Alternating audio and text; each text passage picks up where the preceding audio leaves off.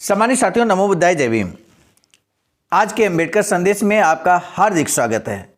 आज के अंबेडकर संदेश में हम आपके समक्ष बाबा साहब डॉक्टर अंबेडकर संपूर्ण वाङ्मय खंड 16 में जो दूसरा अध्याय है, जिसका चैप्टर का नाम है तुच्छ प्रदर्शन, उसका अंतिम भाग लेकर उपस्थित हुए हैं।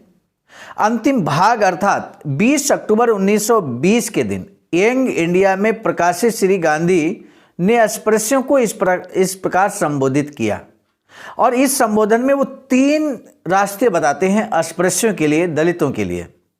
सामान्य साथियों, जानकर आप हैरान होंगे कि महात्मा गांधी यहाँ पर अस्पृश्यों को स्वयं कहते हैं कि उनको हिंदू धर्म त्याग देना चाहिए।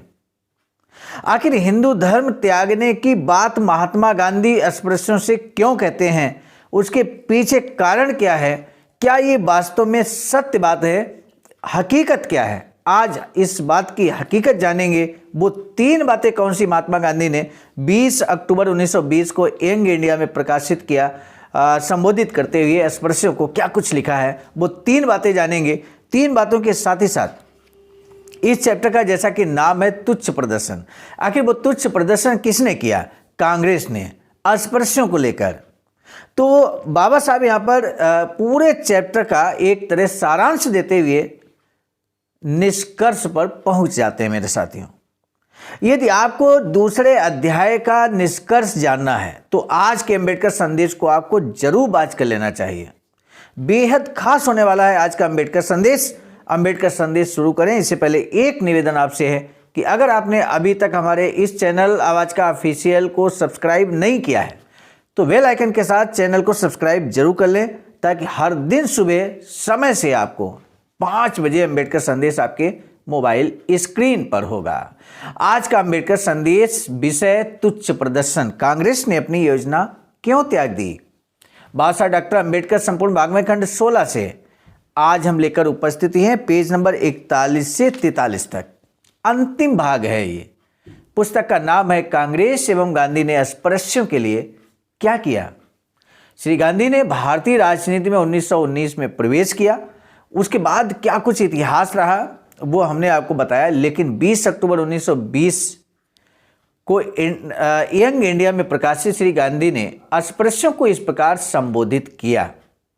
क्या संबोधित किया वो जानना बहुत दिलचस्प रहेगा।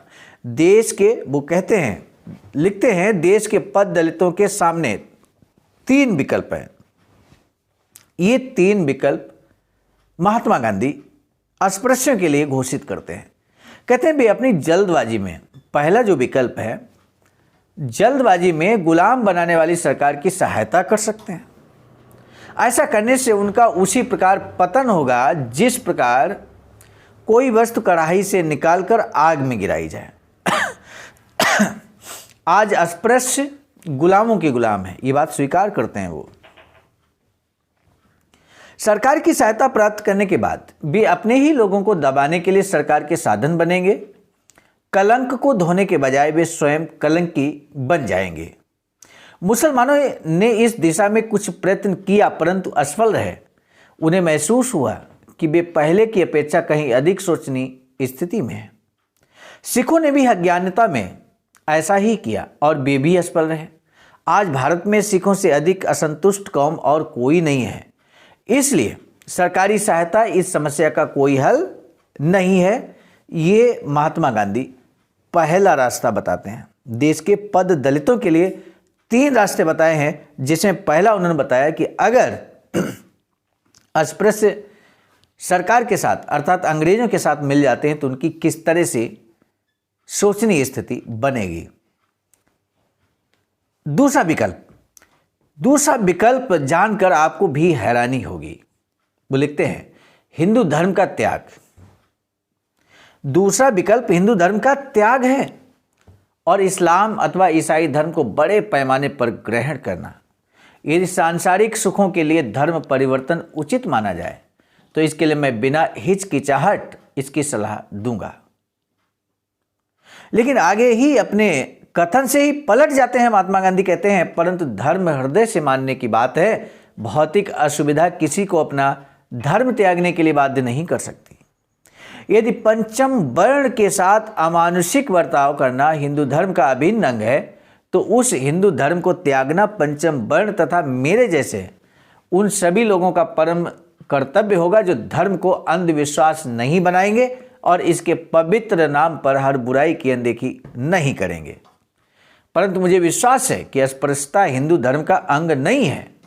अस्पृश्यता एक कलंक है जिसका निराकरण सभी संभव तरीकों से किया जाना चाहिए।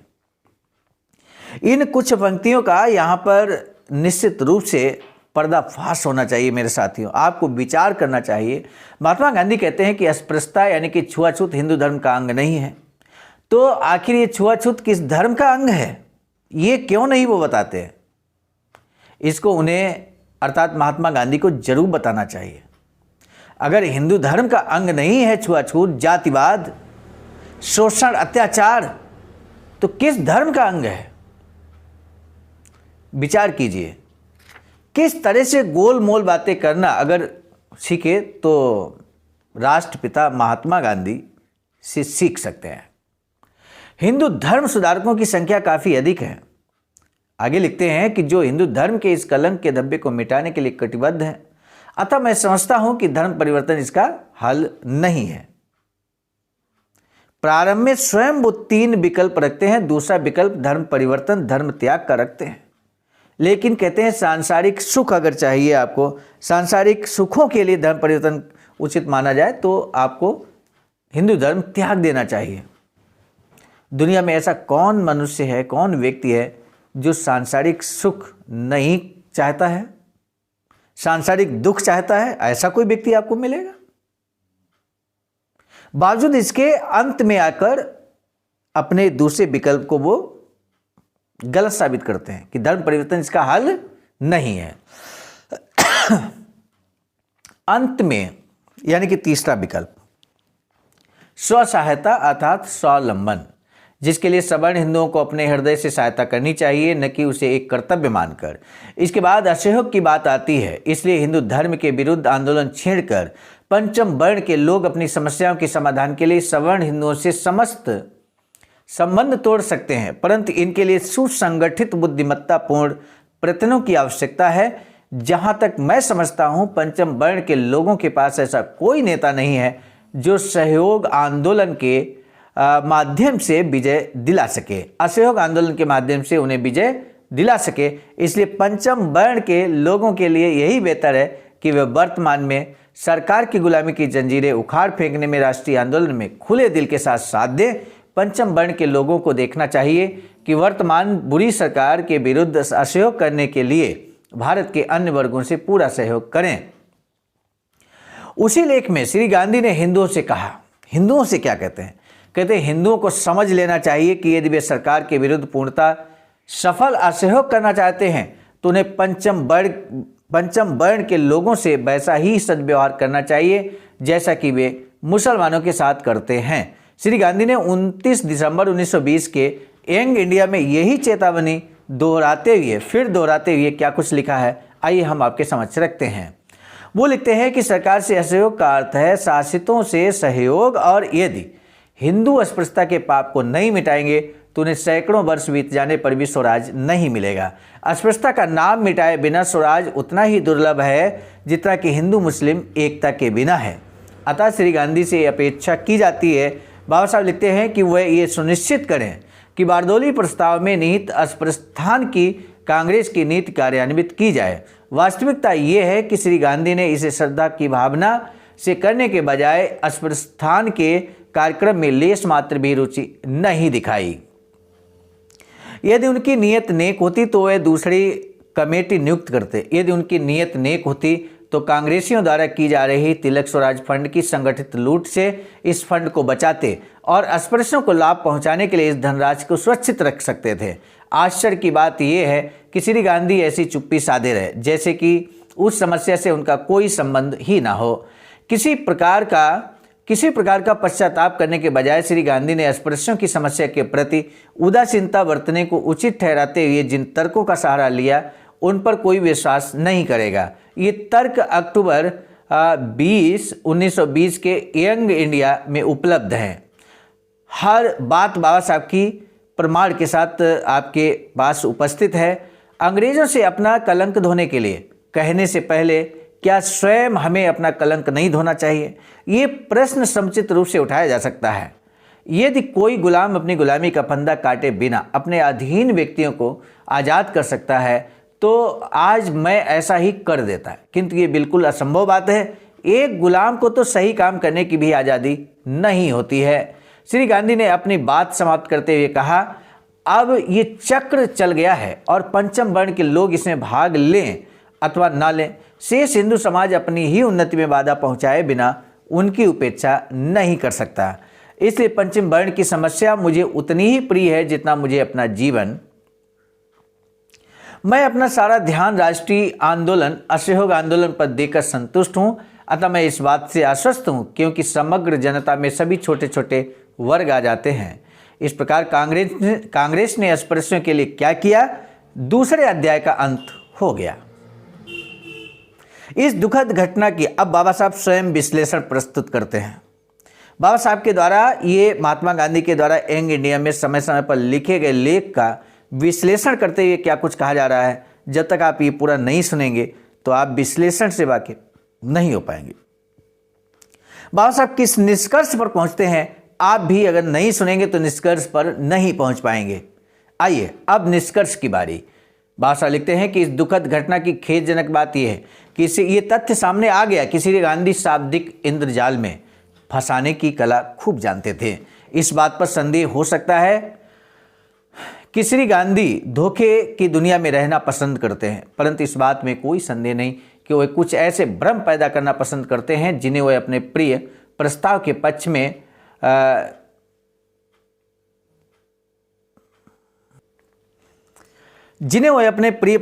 पक्ष में तर्कों के रूप में प्रयोग कर सकें। श्री गांधी ने अस्पृश्यों को उठाने का व्यक्तिगत दायित्व अपने ऊपर न लेने का जो कारण बतलाया वह उनकी उसी अशोभनीय आदत का श्रेष्ठ प्रमाण है।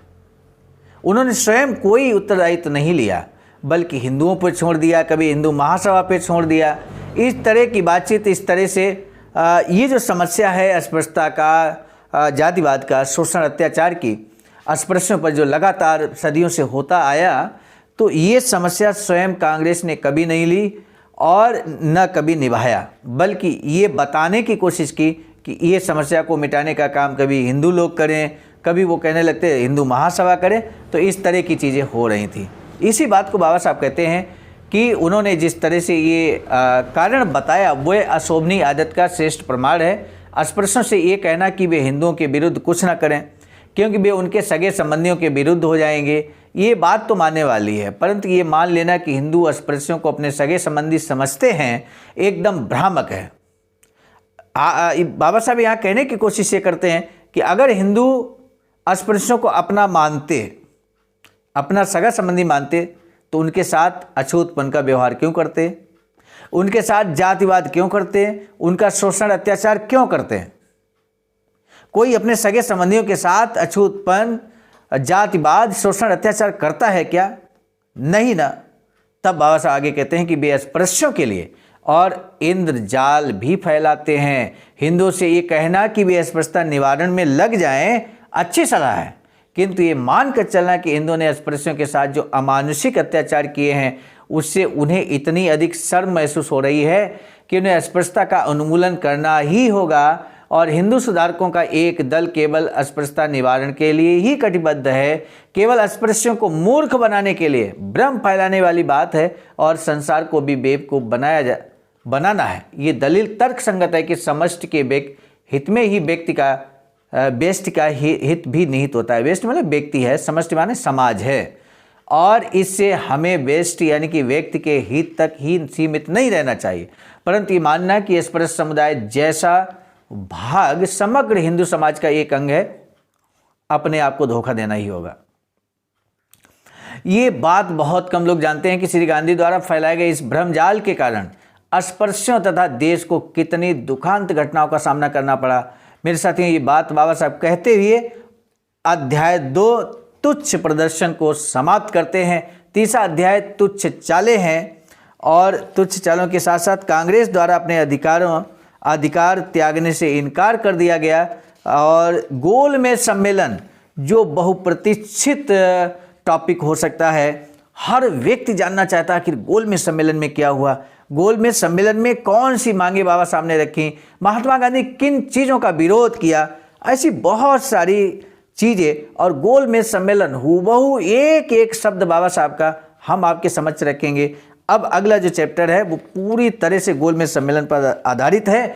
यदि गोलमेज सम्मेलन आपने नहीं सुना तो आप अंबेडकर मिशन को कभी नहीं समझ पाएंगे, ये हम बहुत दावे के साथ कह सकते हैं मेरे साथियों। इसलिए अगले अंबेडकर संदेश का जरूर इंतजार कीजिए। आज का अंबेडकर संदेश बेहद खास था, जिसे महात्मा गांधी ने किस तरह से भ्रमजाल फैलाया और उसका पर्दाफाश कर दिया बाबा साहब डॉक्टर भीमराव अंबेडकर ने। आज का अंबेडकर संदेश जन जन तक पहुंचाने के लिए शेयर जरूर कीजिएगा। आज का प्रश्न है, बोधिसत्व बाबा साहब डॉक्टर भीमराव अंबेडकर ने कहा कि जैसे कोई वस्तु कढ़ाई से निकालकर आग में गिराई जाए, इसका अर्थ क्या है, इसका आपने अर्थ क्या लगाया है। दूसरा प्रश्न है, अस्पृश्यता का मिटाए बिना क्या दुर्लभ है, और जितना कि हिंदू मुस्लिम एकता के बिना है। ये जो एग्जाम्पल यहाँ पर दिया महात्मा गांधी ने, वो किस संदर्भ में दिया, आप इसके बारे में अपने विचारों को प्रकट कीजिए। 2 प्रश्न आपके सामने हमने रखे हैं, दोनों प्रश्नों में से किसी एक का जवाब आप जरूर लिखिए। हमें आपके कमेंट का बेसब्री से इंतजार रहता है। आज का अंबेडकर संदेश अब हम यहीं समाप्त करते हैं। नमो बुद्धाय, जय भीम। सामान्य साथियों, आप सभी प्रबुद्ध जनों को सहर्ष अवगत कराना है कि बाबा साहब की इच्छा के अनुकूल एक वैचारिकी सेंटर बनाने के लिए ring road, green city, Faridpur, Sarnath, Varanasi, Uttar Pradesh में 14,000 स्क्वायर फीट जमीन की खरीदारी की जा चुकी है। इस संबंध में हम आपको बता दें, निर्माण कार्य प्रगति पर है। इसी क्रम में वैचारिकी सेंटर, जो कि बुद्ध बोधिसत्व अंबेडकर इंटरनेशनल सेंटर, जिसे शॉर्ट में BBAIC कहते हैं, उसका वाराणसी डेवलपमेंट अथॉरिटी के द्वारा अर्थात VDA के द्वारा नक्शा भी पास कर दिया गया है। आप सभी बाबा साहब के अनुयायियों से अनुरोध है कि यदि इस वैचारिकी सेंटर के निर्माण में आप अपना महत्वपूर्ण योगदान करना चाहते हैं तो दिए गए अकाउंट नंबर पर आप भी योगदान कर सकते हैं। बहुजन बोधि समाज संघर्ष समिति के नाम से ये दिया गया अकाउंट है। IFSC कोड आपके सामने अंकित है। आज का अंबेडकर संदेश हम लेकर उपस्थित हुए थे मिशन नायक बुद्ध मित्र मुसाफिर सर, राष्ट्रीय अध्यक्ष आवाज का नई दिल्ली की प्रेरणा में, और साथ ही साथ संकलन कर्ता में परम आदरणीय विजय कुमार बौद्ध जी, प्रांतीय कोषाध्यक्ष आवाज का बिहार, प्रस्तुत कर्ता में मैं स्वयं सर्वजीत आर्य, राष्ट्रीय मीडिया प्रभारी IT सेल आवाज का नई दिल्ली। मिलेंगे नए डॉक्टर अंबेडकर संदेश में, तब तक दीजिए इजाजत। आप सभी को सादर नमो बुद्धाय, जय भीम। सामान्य साथियों, यदि आप हमारे इस चैनल आवाज़ का ऑफिशियल, जिस पर नियमित सुबह 5 बजे डॉक्टर अंबेडकर संदेश आपको मिलता है, आप हमारे इस चैनल को सपोर्ट करना चाहते हैं तो हमारा आपसे निवेदन है कि आप हमारे इस चैनल को सब्सक्राइब कर लें, वीडियो को शेयर, लाइक, कमेंट जरूर करें।